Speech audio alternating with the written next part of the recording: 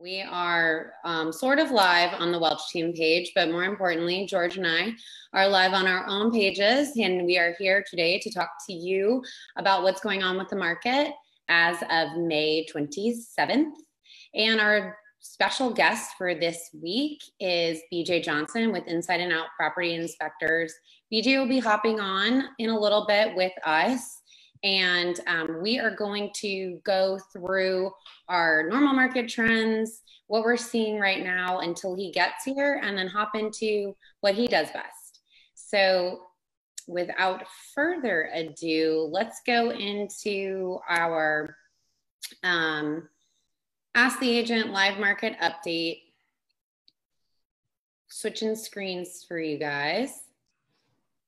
All right, here we go. So of course, as always, we are using a lot of information that was just published from about an hour and a half ago from Myers Research and Metro Study. So I want to give credit where credit is due. A lot of the national data that we're pulling comes from them and their weekly updates, which happen at 2 o'clock Eastern time. So this is hot off the press. And our information, of course, on our local market, we are using our, personal knowledge between George and myself and the team, and then what's happening within the Northeast Florida Association of Realtors. Credit where credit is due. How you turn your phone down. All right. See what happens when you try to mess with multiple screens at one time. That's right. Well, as long as you can cross post this to as many places as possible, it'll be fine. All right. So weekly trends for Northeast Florida. One of the things that we've been looking at every week are what have those numbers been doing with new listings, pending sales, and homes sold. So especially as we have, tracked some of our COVID timelines.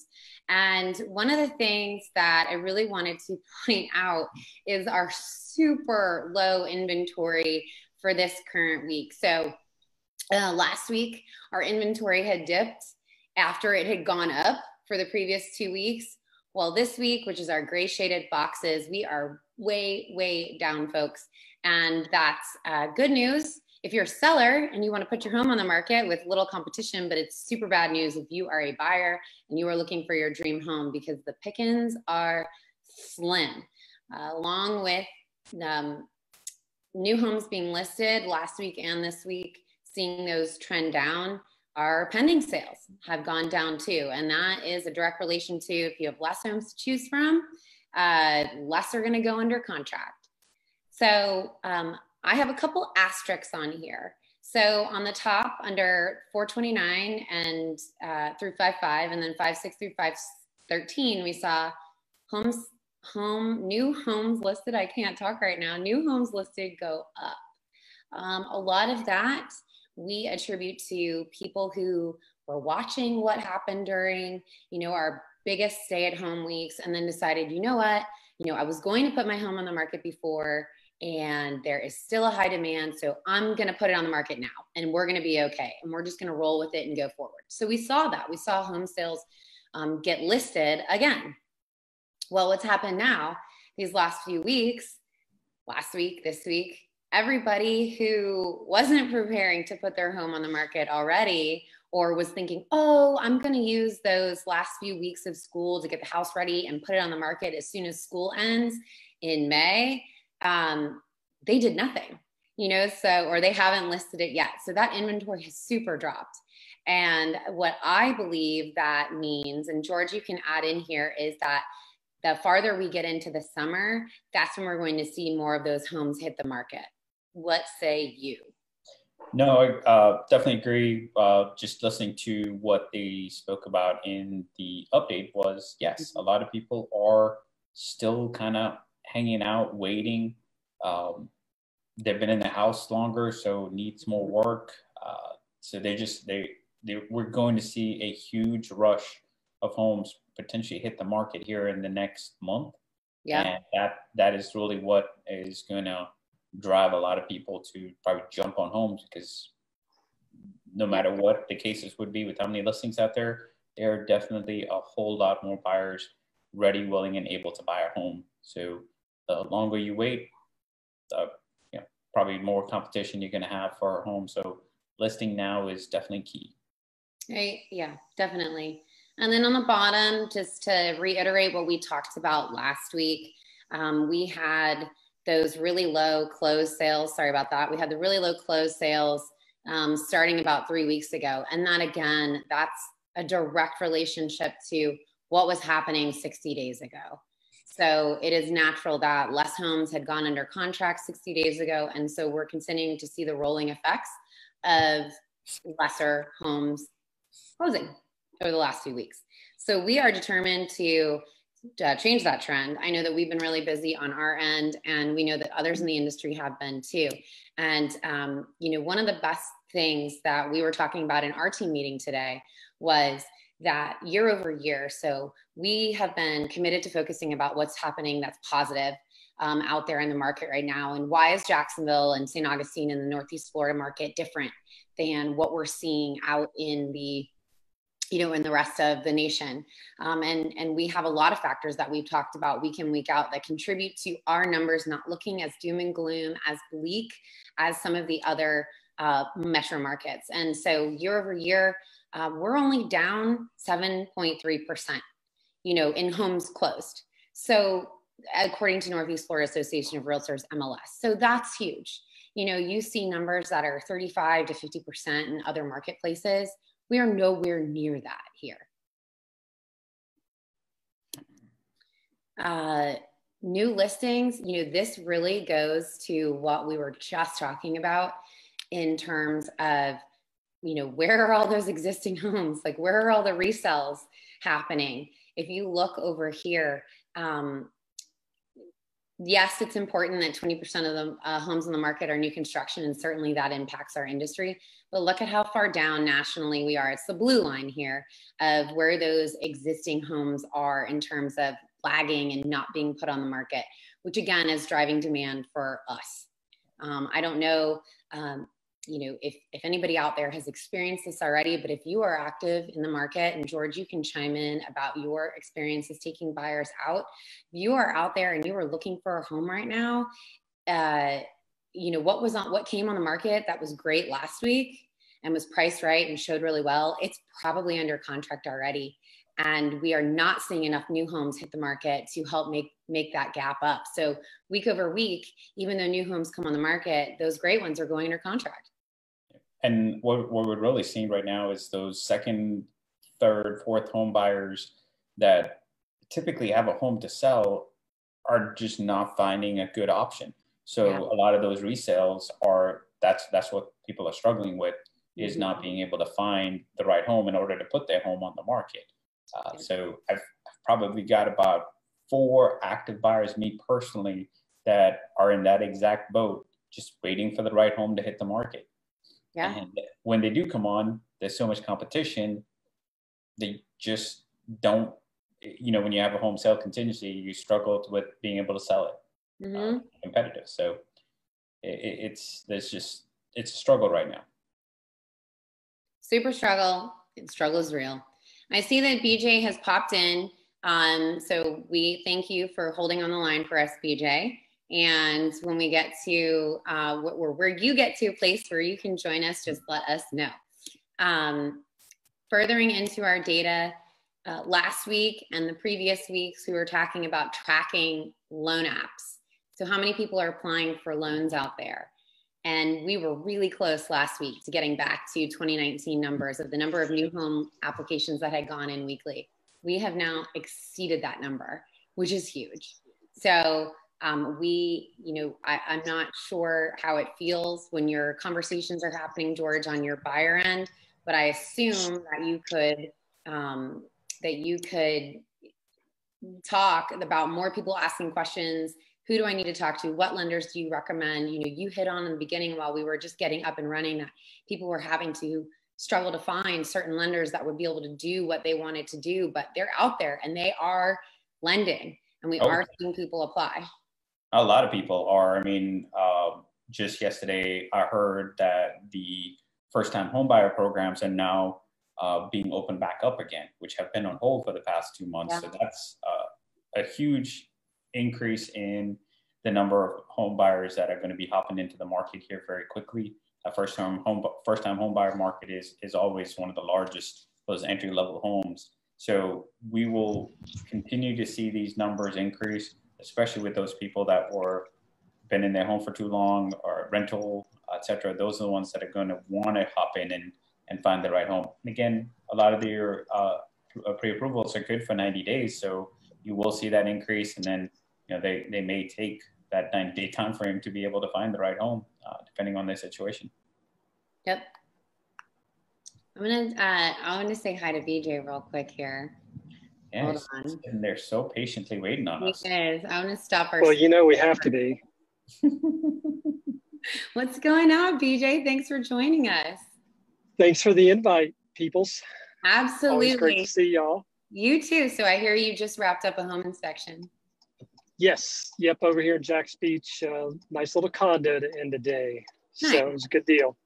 Yep. Well, very good. Well, if you don't mind, do you mind if we go through about another 5 minutes and then we'll give you the open forum?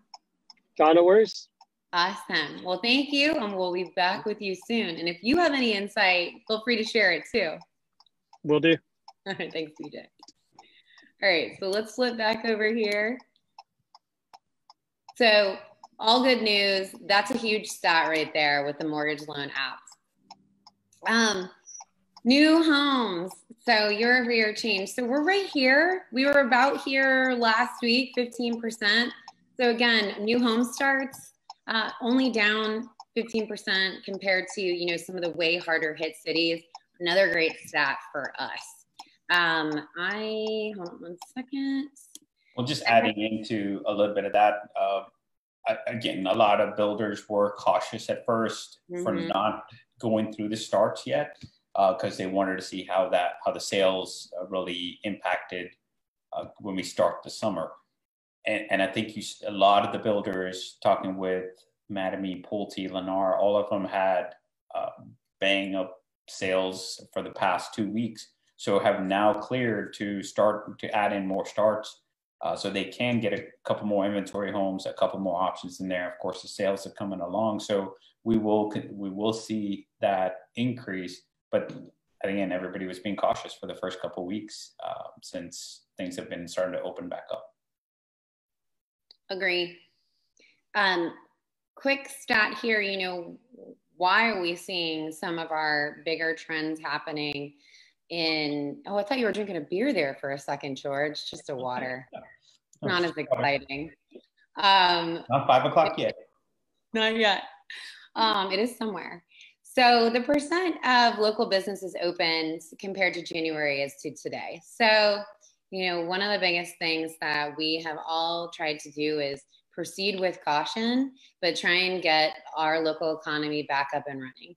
And, 80%, you can see that Jacksonville is leading the pack here with 80% of our local businesses are opened now that were open in January, which is a great number. And a lot, there's a lot to be said about, our market. If you look at, the larger populations, the Chicagos, the New Yorks, which are not even on this chart, they're in the 40s and 50s.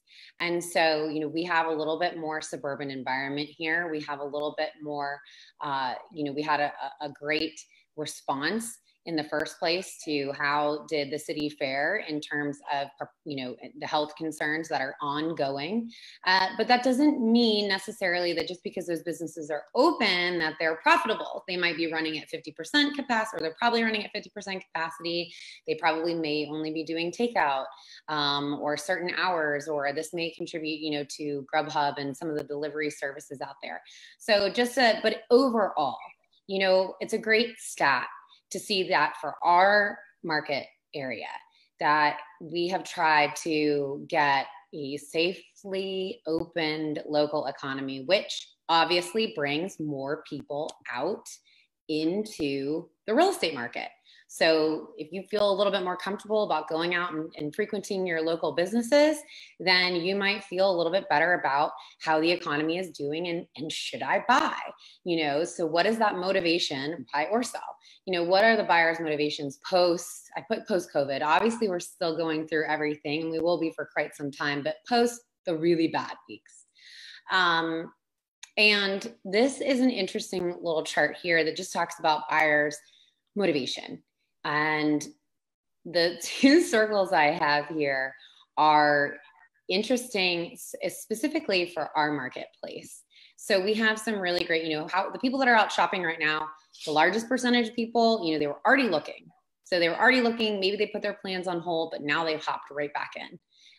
Then people that want to get out of their rental. We have a very large market of buyers here that want to get into their first home from a rental. The next two columns, these are COVID related purchases. So maybe they've realized that over these last few weeks and months that they really need more space. Or maybe because of the way their job has been situated in terms of they can work from home, they don't have to travel into the office anymore, or that their job is no longer going to require them to come into a large office setting, they can relocate successfully. Also, we have a ton of healthcare, a ton of military, a ton of logistics and construction in our neck of the woods.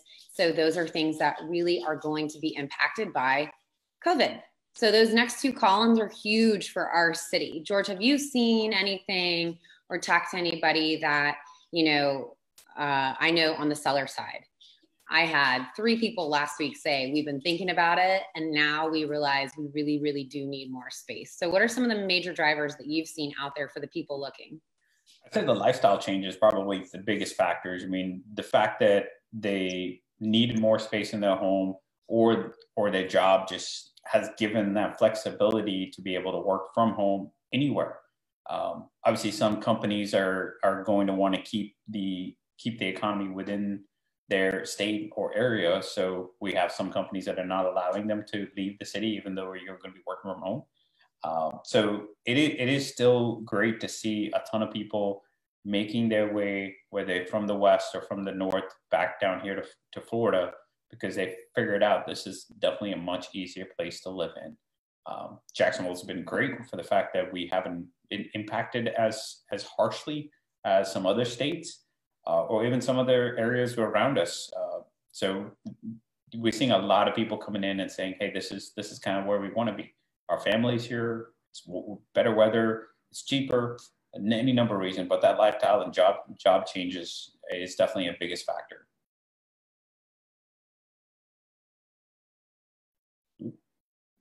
Got you on mute. I was on mute. Yeah.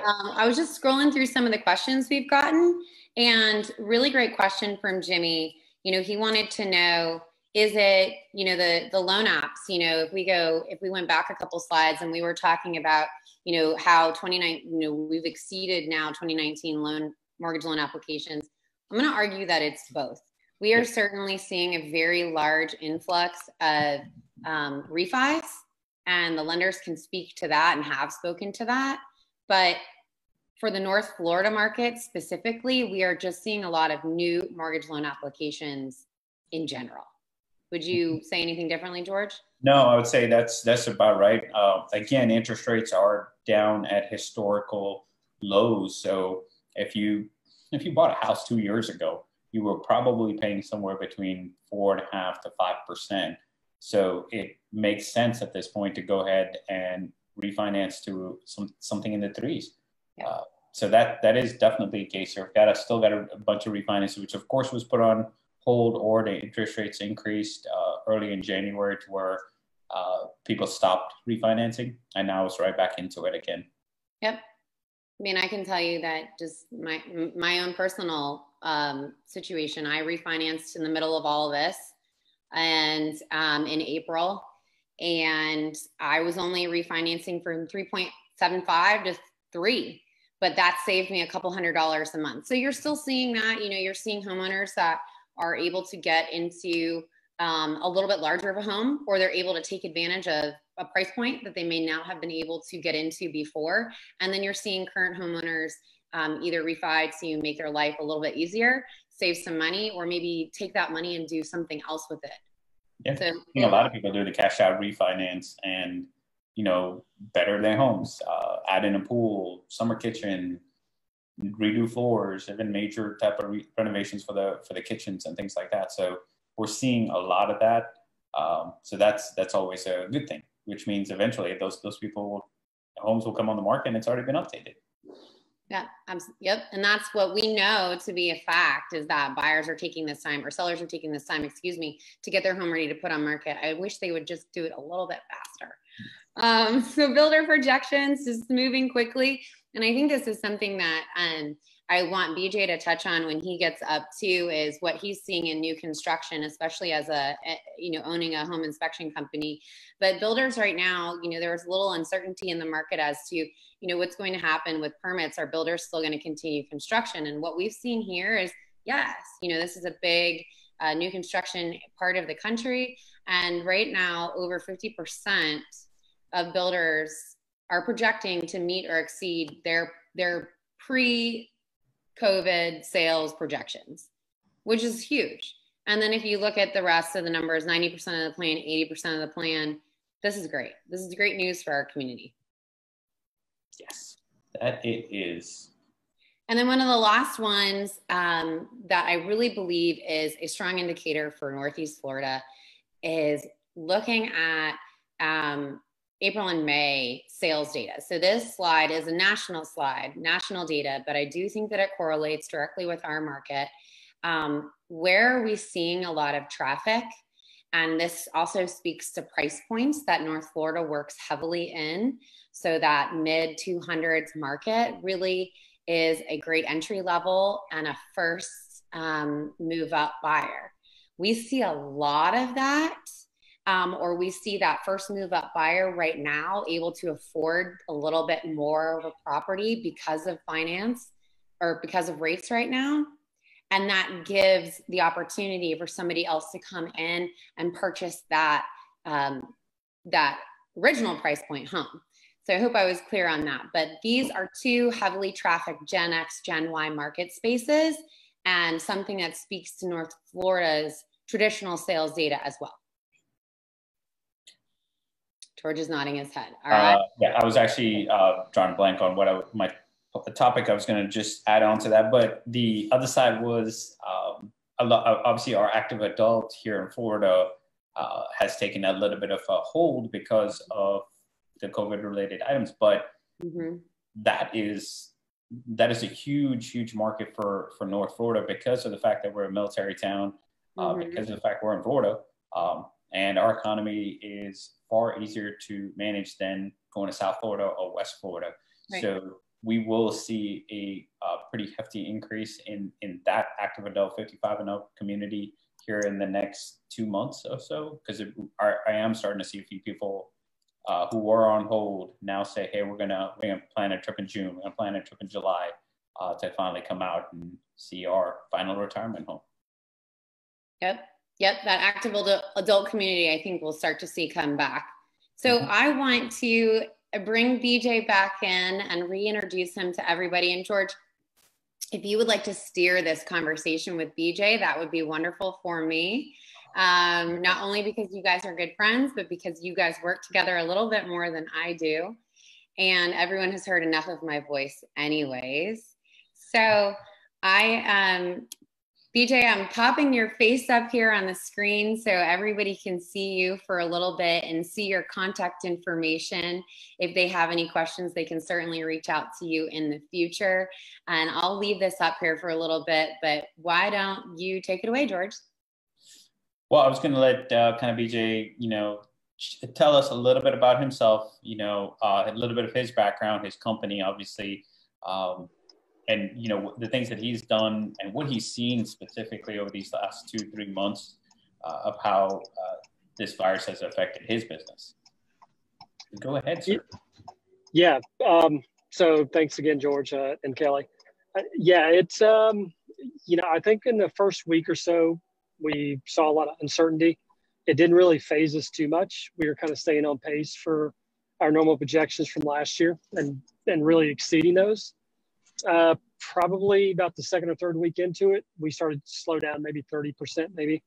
But here the past 3 weeks, we have been almost back to normal, this past week, we exceeded what we did last year this time, the past 2 weeks. So we're catching back up, which tells me that, people still want to buy houses, and they want to move, which is great for y'all and great for us.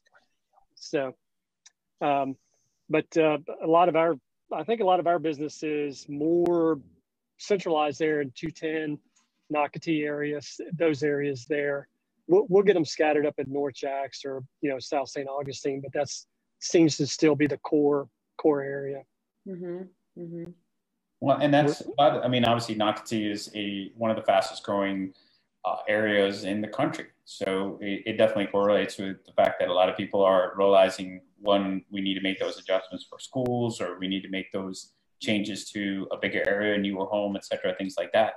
How are things on the new construction side of it? What are you seeing on that side?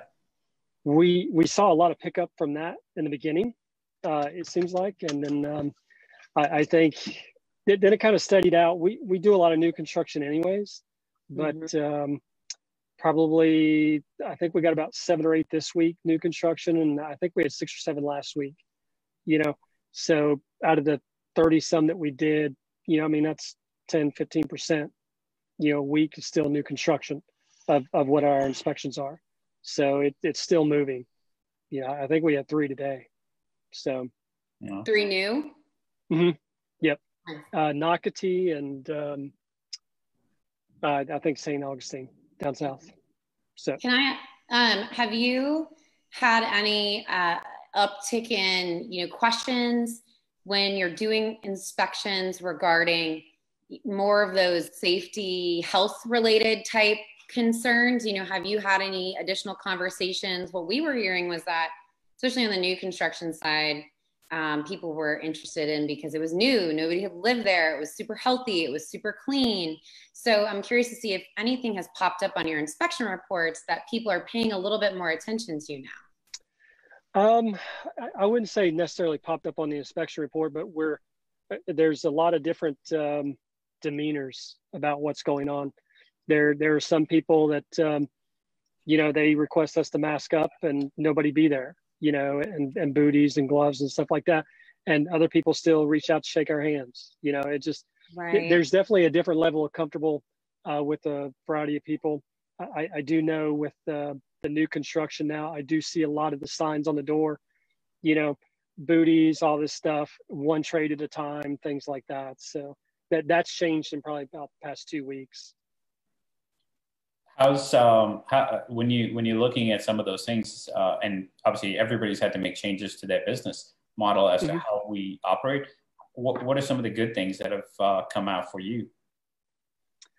I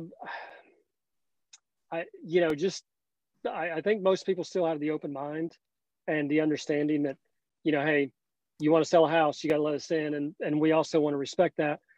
So I think more the better things that came out is just people having good common sense and respecting each other's space and things like that, and not going the other way, if you know what I mean. What, so, you didn't like people following you into attics and crawl spaces? Well, 100 questions. Well, we welcome everybody at every home inspection, but when they're over our shoulder looking, sometimes we ask them to step away. And so that's been a little uptick in that. Definitely less people there, definitely less realtors and stuff like that too. And even the sellers, I think they just leave when we go, but some do stay. They'll go quarantine themselves in one room after we inspect it, and then we'll finish the rest of the house. But yeah, we don't have the looky-loos over our shoulder. Right.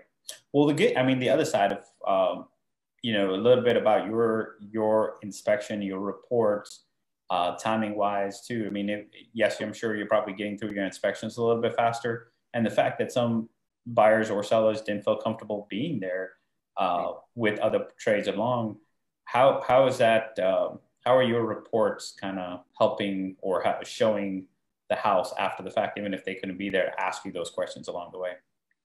Well, we try to take a lot of photos in general to kind of at least tell the story a little bit better and set the stage of what it was like when we were there. That's why we have a lot of the courtesy photos, so they can kind of see what we're seeing at least during that process.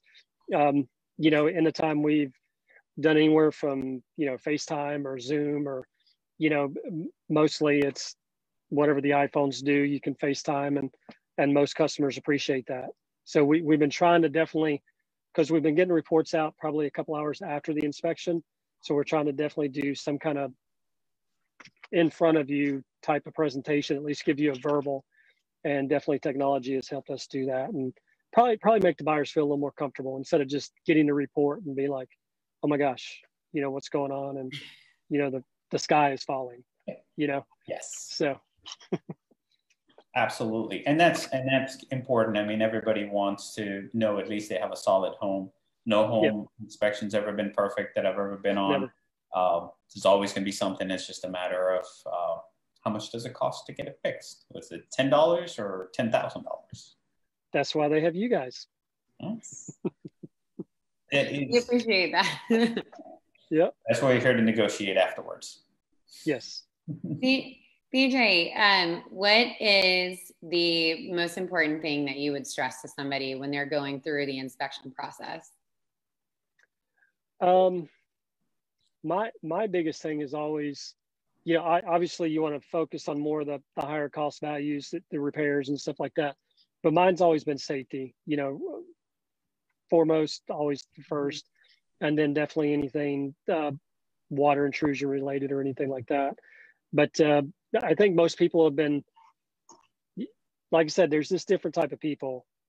Some people are worried about sealant around a plumbing fixture, and then some people are not worried about, well, my roof is done in a year. I don't care. I'm going to replace it in 6 months. So you kind of learn those people pretty quick, and you find that balance. And for the most part, most people have been, they seem to get a good edge on the report with proper guidance from an experienced realtor. I'll say that because what's important to them up front, and then we can kind of gear our search or homes options accordingly to that. So it's always a good thing. Well, like you guys know, I mean, you get just like the experienced realtor, you get the experienced buyer that no, I only want to know the big stuff, Right. And then you get the first time home buyer, everything's a big deal, So, but it's just, that's where I envy you guys, is the controlling and setting the expectations, after our reports, so that's why you guys are smarter than we are. After you hand it over and then you don't have anything else to do. We try. Let us duke it out is what you're saying, BJ? Yep. I mean, I would love to be in some of those meetings sometimes, but I'll call you the next time a tricky situation comes up. Well, thank you. I'll be in your corner. You're welcome. You're welcome. Hey, wait a second. You should be on the buyer's corner here, not the listing side. He's in the corner. I'm in the corner of right. How's that? That works. So, okay. We like that. Well, we really appreciate you coming on, BJ. You and I talk often, so this is like a normal kind of conversation that we usually have about random deals or situations or whatever it might be. Anything else that you want to bring out or tell us about, whether it's your business or your interests?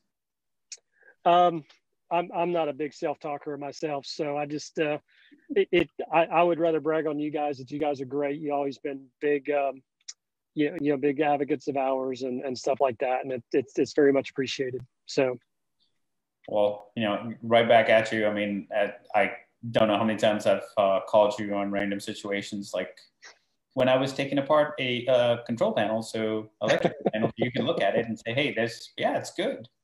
Yep, good to go. I think that's what we do. Well, again, we appreciate you coming out. We're going to be, doing this pretty often every week. We're going to try and bring a few different people on to come join us to tell us a little bit about their business, how it's improving going forward, and how we as a group in this industry can continue to benefit you guys. So if you guys ever have any questions, concerns, you can always reach out to myself, Kelly. If you got home inspection needs or just want to generally talk about, the industry, BJ is always willing to chat.